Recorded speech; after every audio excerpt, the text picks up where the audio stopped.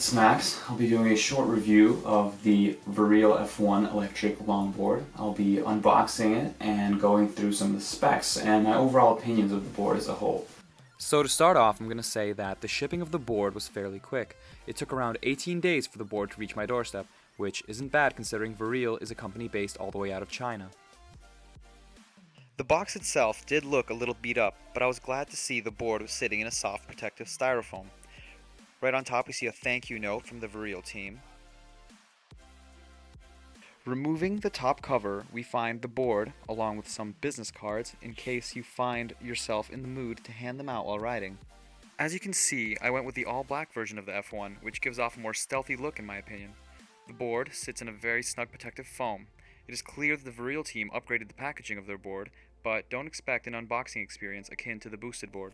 Putting the board aside, we find the classic remote that we find on boards such as the WowGo, indicating the tried and true Hobbywing electronic speed controller.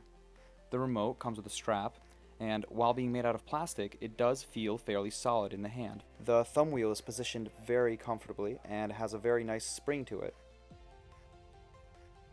Setting the remote aside, we see that the board does come with a skate tool, which is definitely a nice touch and will come in handy when making minor adjustments on the board. The charger for the board is a generic 1.5 amp charger that's included with many budget e-skates. The charger that charges the remote is a micro USB charger, so if you don't already have a million of these lying around, you'll be happy to find that one is included. That about sums up all the accessories that come with the board, so let's go back to the board itself. Taking the protective film off the board, we find the all black Verreal F1 with the Verreal logo sitting right on top of the grip tape. The board weighs around 16.5 pounds, so it has some weight to it. It's made from 7 layers of maple and feels very solid. Unlike some of its competitors, the Verreal F1 has a W concave shape to it, allowing for a much more stable ride. The ESC and battery of the board are found in a strong aluminum unibody enclosure on the bottom, which is actually one of the things that sets this board apart from its competition. In the front, the F1 comes stock with 90mm black polyurethane wheels along with Verreal's super silent bearings, while in the rear we find the 90mm 250-watt hub motors. The power on and off switch is found on the side along with the charging port.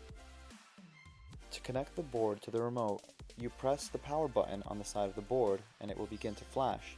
Then you will press and hold the power button on the remote until the remote vibrates. Once the lights on the remote flash, this will indicate that the board has been paired to the remote. There are 3 speed modes on the Verreal F1, which you can adjust by pressing the button right below the power button on the remote.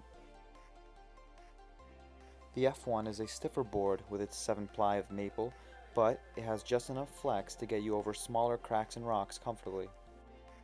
Now that the specs are out of the way, let's talk about how the board rides. Now, while this board clearly isn't a boosted board in terms of performance, don't write it off just yet. The F1 goes plenty fast with its 24.8 mph top speed on fast mode.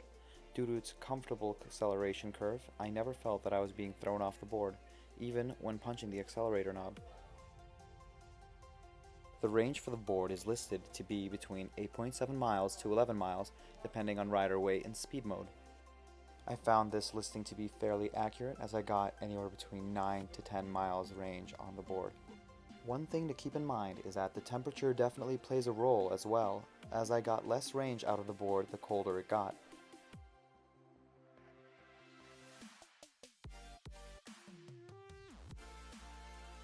Braking on the F1, just like the acceleration, is predictable and responsive, with very little if any delay. One aspect of the board that I was very much impressed by was the F1's ability to climb hills. Over the last year, Verreal has done a great job differentiating themselves from the companies that they compete with. Ultimately, the F1 is a very fun board to ride and has the potential to be used as a commuter tool. Overall, I think that Verreal has done a great job creating an affordable and fun electric longboard, and I am excited to see what else the Verreal team has in store in the years to come. I don't always buy electric longboards, but when I do, it's Verreal.